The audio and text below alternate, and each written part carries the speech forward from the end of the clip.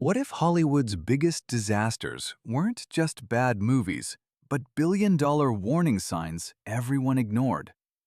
In the 2000s, studios spent insane money chasing franchises, stars, and visual effects, only to watch audiences walk away.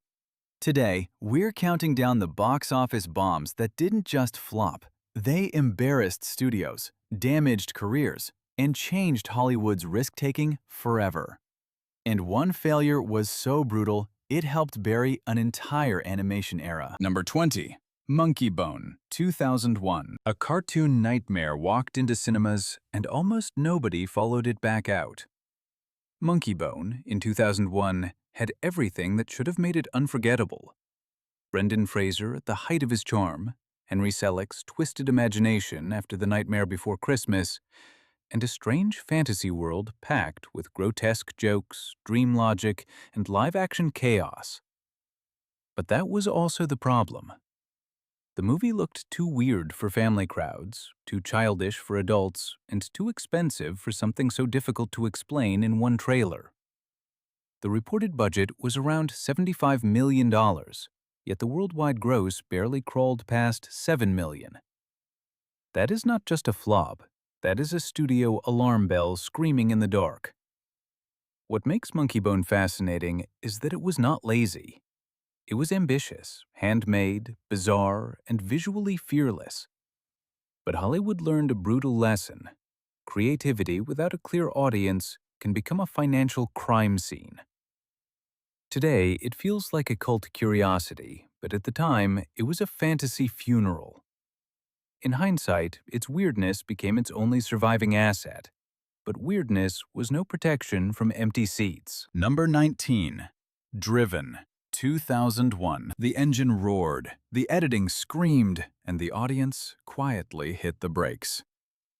Driven, in 2001, was supposed to put Sylvester Stallone back into blockbuster motion with high-speed racing, rivalry, danger, and glossy adrenaline. Instead, it became a crash course in how not to sell a sports drama. Director Renny Harlin knew action, Stallone knew comeback pressure, and the film had enough money behind it to look loud, fast, and expensive. But speed alone cannot save a movie when the characters feel thin and the drama keeps spinning in circles. Reported budgets vary, but the film cost tens of millions and earned only around $55 million worldwide, far short of what it needed. The tragedy is that racing movies depend on emotional stakes as much as machines. Driven had noise, sweat, and flying debris, but not enough heartbeat. For audiences, it felt like watching a luxury car with no steering wheel. Its mini-legacy is painful. A blockbuster built to accelerate Stallone's return instead stalled right on the starting grid. The poster promised velocity, yet the final impression was strangely motionless where it mattered most. Number 18. Rollerball, 2002. Some remakes arrive with pressure. Rollerball arrived carrying a curse. In 2002, Hollywood took the sharp, dystopian bite of the 1975 original and rebuilt it as a louder, flatter, more confused extreme sports spectacle. On paper, the idea had commercial logic. Young stars, violent arenas, corporate greed, fast editing, and a recognizable title. But what reached theaters felt like a movie that had been stripped of its brain and pumped full of noise.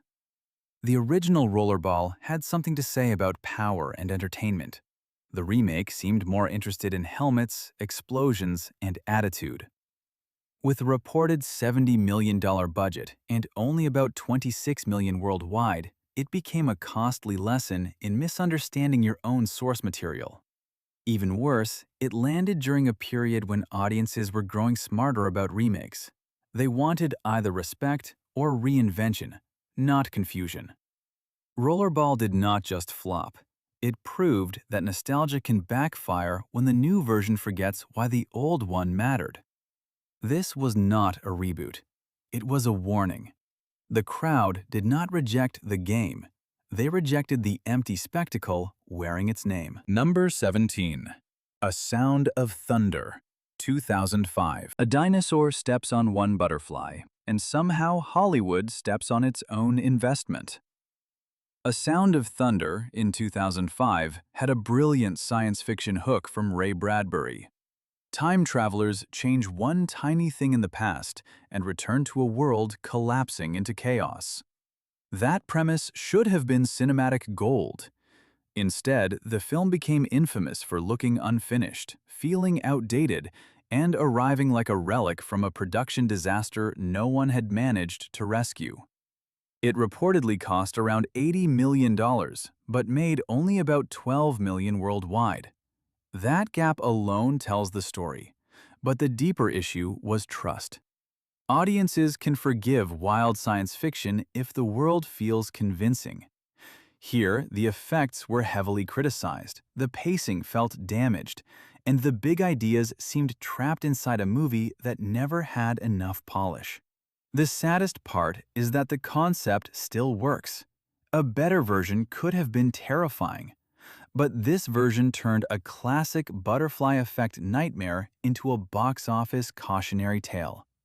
One wrong step and the whole movie vanished. It remains proof that a genius premise still needs convincing execution to survive. Number 16. Gigli, 2003. Before people even bought tickets, Gigli had already become a punchline. In 2003, the film carried the kind of celebrity heat studios usually dream about. Ben Affleck, Jennifer Lopez, constant tabloid attention, and a director, Martin Brest, who had once made beloved hits. But instead of turning gossip into box office gold, the movie became a public collision between overexposure, bad reviews, and confused tone. Was it crime comedy? Romance? Star showcase? Awkward character drama? Audiences could not tell, and critics attacked it with rare cruelty. Depending on the source, the budget is reported between the mid-50 million range and much higher, while the worldwide gross landed around 7 million. That kind of collapse turns a movie into a cultural event for all the wrong reasons. What makes Gigli important is not just that it failed, but how loudly it failed. It became shorthand for Hollywood embarrassment, a warning that celebrity obsession cannot replace story. The mini-conclusion is brutal.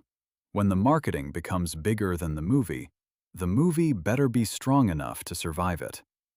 The title alone became a warning label for star-driven studio arrogance. Number 15. Speed Racer, 2008. The colors exploded like candy-coated lightning, but the ticket sales never caught up. Speed Racer, in 2008, was one of the boldest studio gambles of its decade.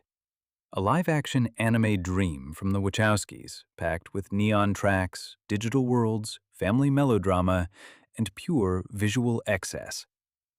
Today, many fans defend it as misunderstood, even visionary.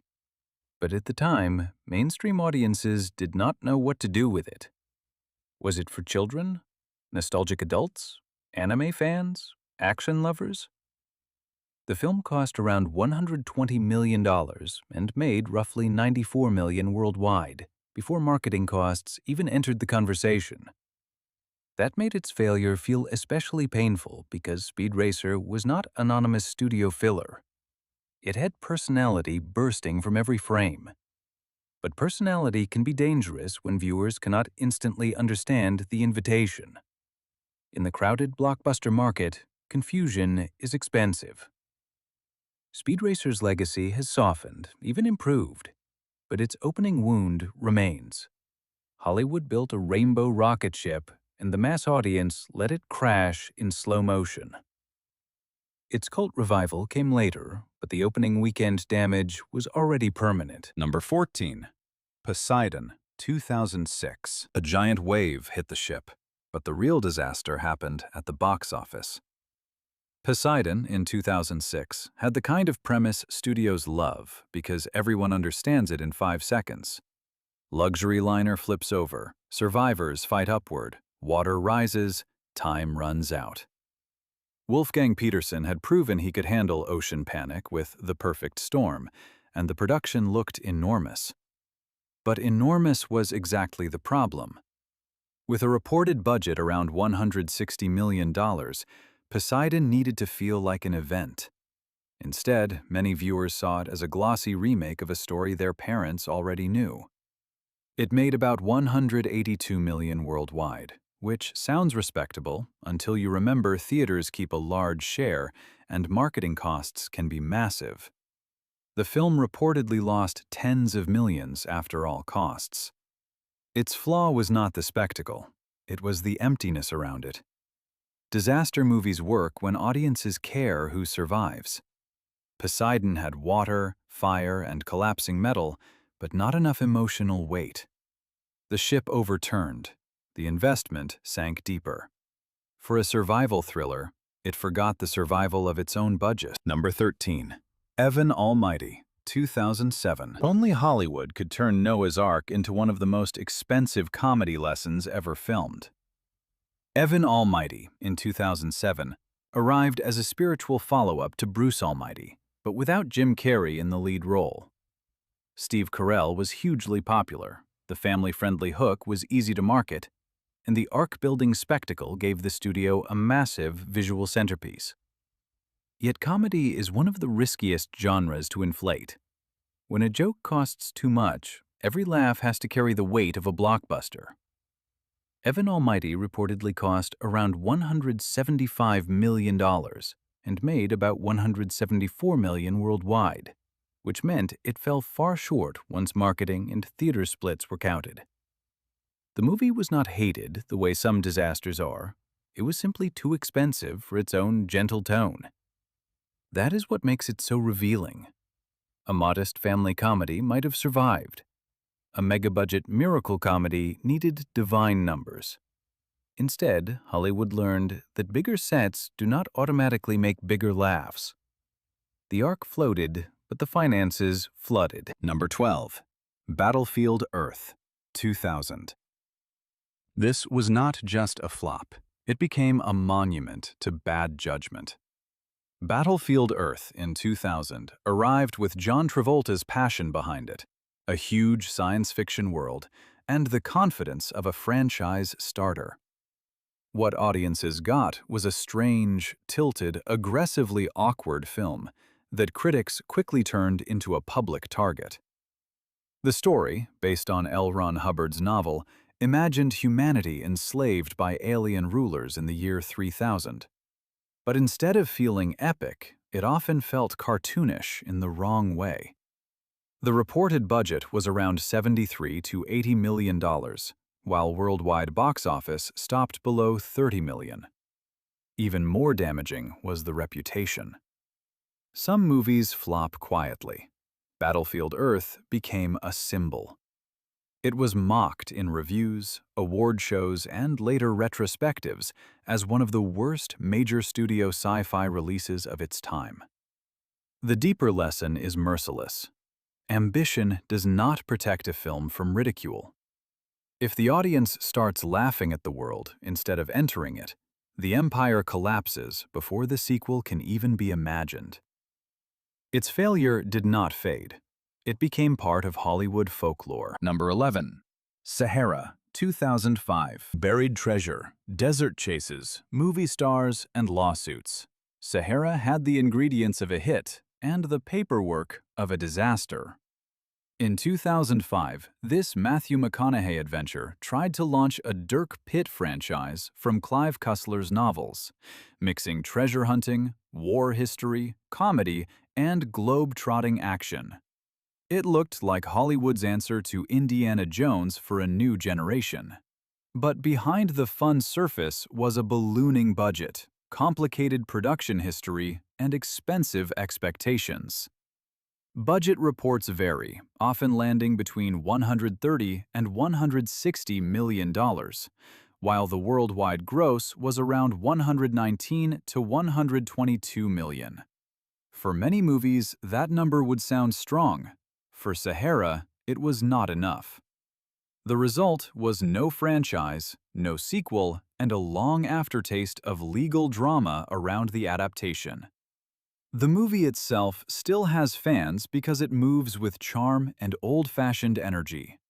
But charm cannot outrun math. Sahara is the kind of flop that proves adventure movies do not just need treasure. Number 10. Treasure Planet, 2002. Disney did not just send a ship into space. It sent a fortune into uncertainty.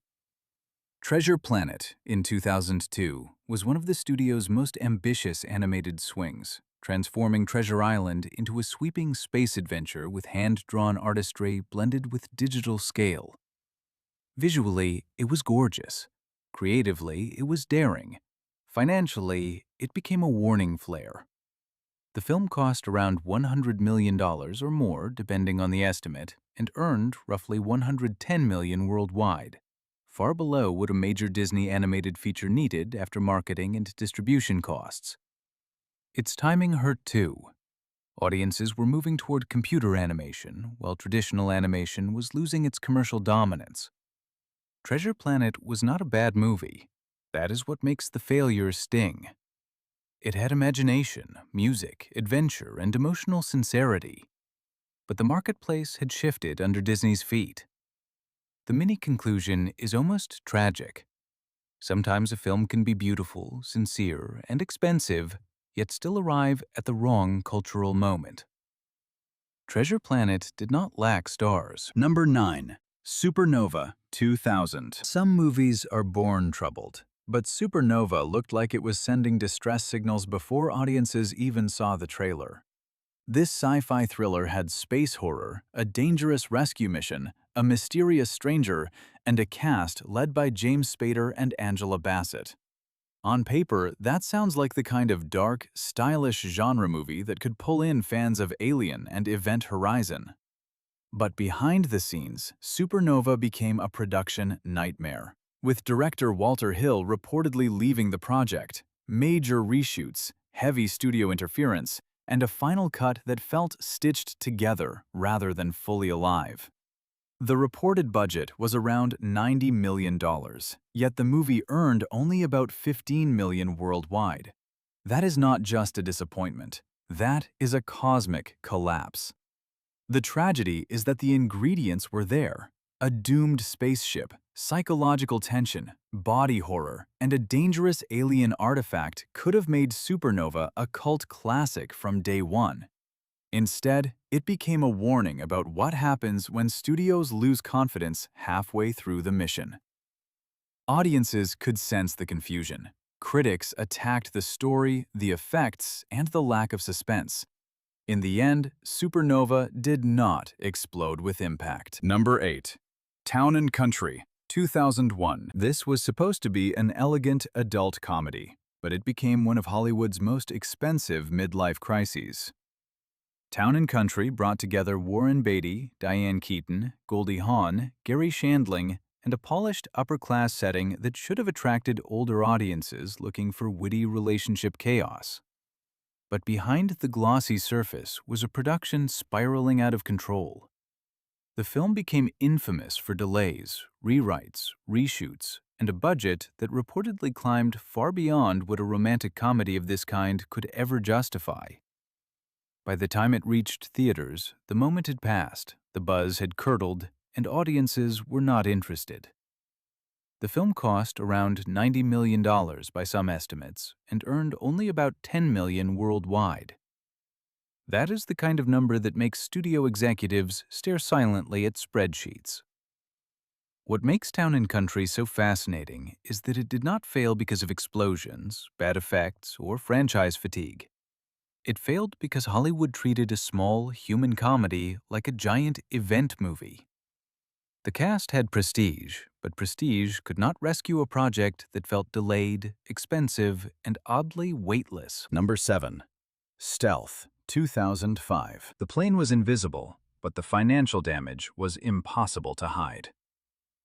Stealth arrived in 2005 with every ingredient Hollywood believed could sell summer action: fighter jets, artificial intelligence, global danger, attractive young stars, and explosions designed to shake theater seats. The pitch was simple. What if a super-advanced military aircraft developed a mind of its own? That idea had blockbuster potential, especially during a decade fascinated by technology, warfare, and machines becoming too powerful. But stealth never found the human pulse beneath the hardware. Josh Lucas, Jessica Biel, and Jamie Foxx were thrown into a movie that looked expensive but often felt generic, as if Top Gun, Terminator, and a video game trailer had been welded together. The reported budget was around $135 million, while worldwide box office reached only about $77 million. After marketing and theater splits, the loss was brutal. The failure hurt even more because Jamie Foxx had just won an Oscar, yet even that momentum could not make audiences care. The movie promised futuristic danger, but viewers saw familiar action wrapped in glossy machinery. Number 6. Flushed Away, 2006. A movie about rats in the sewer should not have cost this much, and that was exactly the problem. Flushed Away was a strange case, because it was not some hated disaster.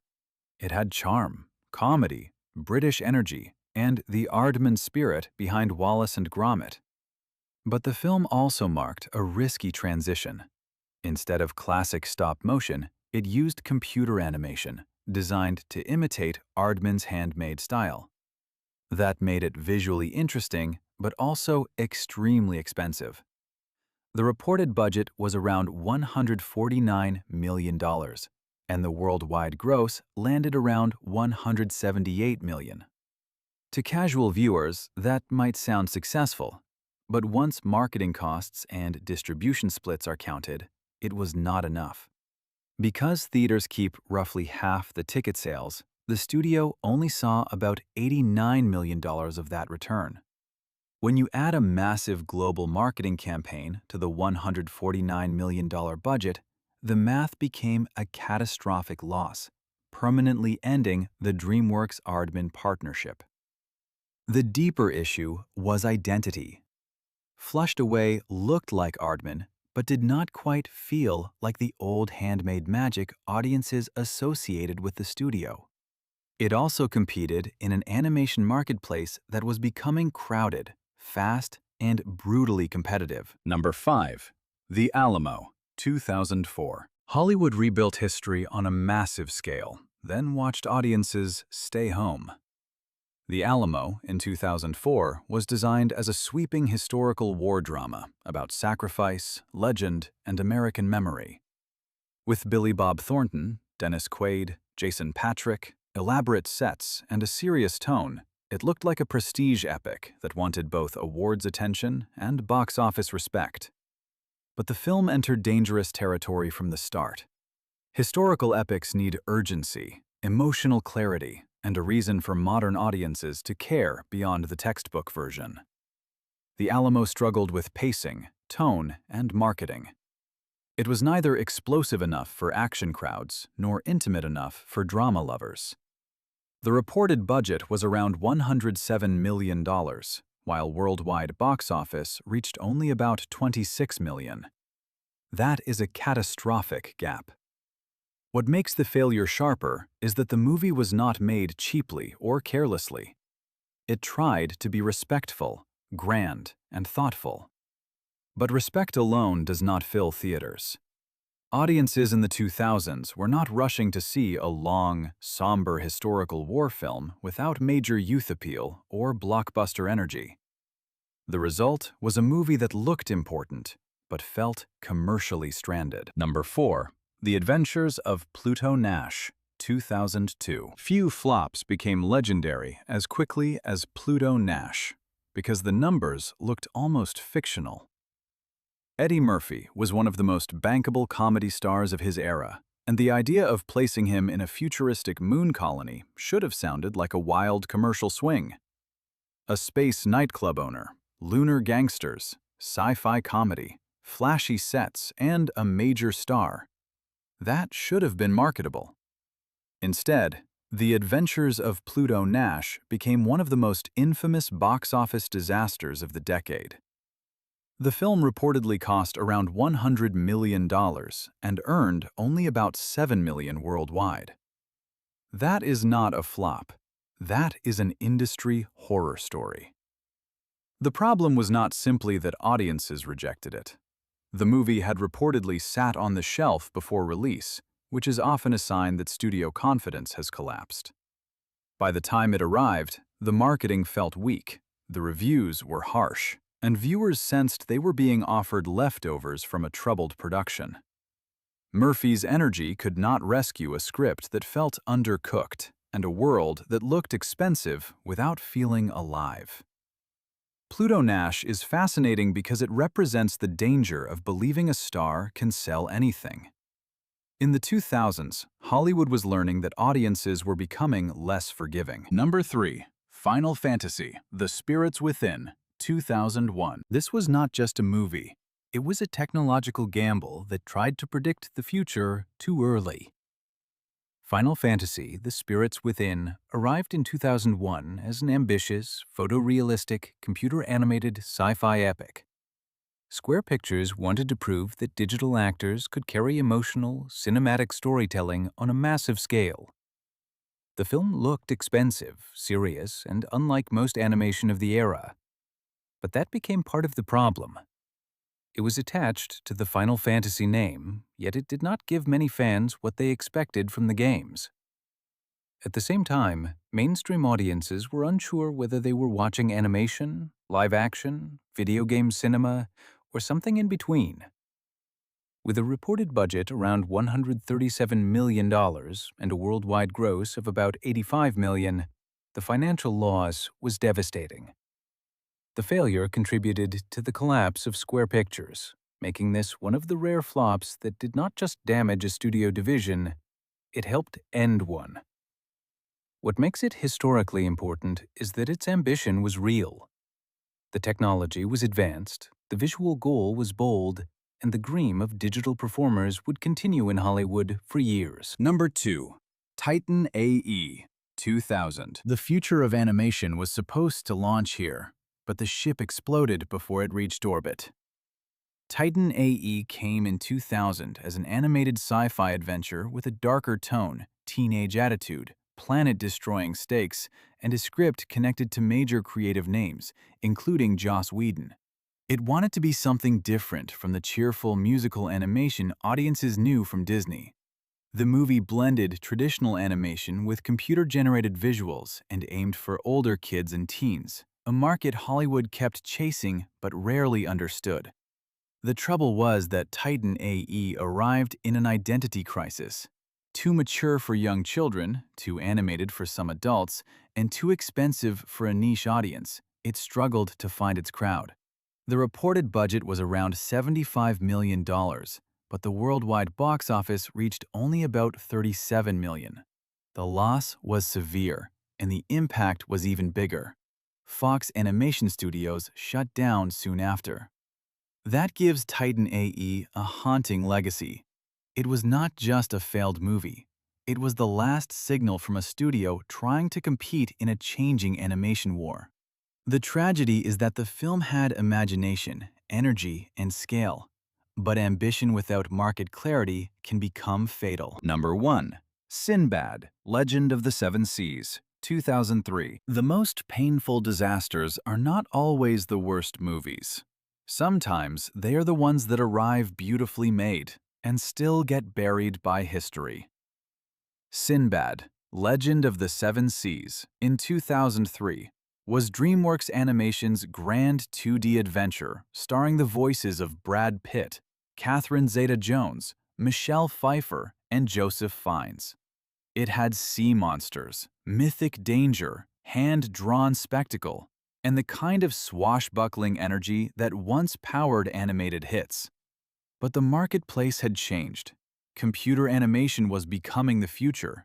Pixar was dominating the conversation, and traditional 2D features were starting to look old-fashioned to younger audiences, even when the artistry was strong.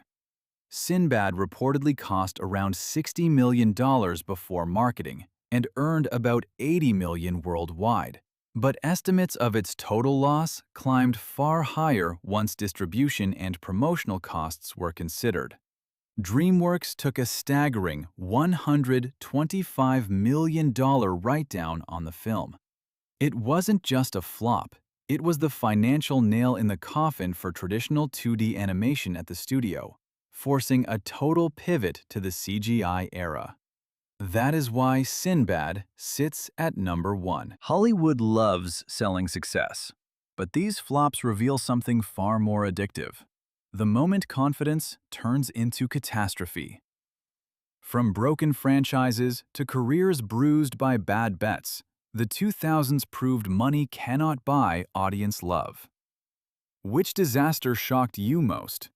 Drop your pick, hit like, subscribe, and stay tuned because Hollywood's next collapse may be even crazier than these bombs.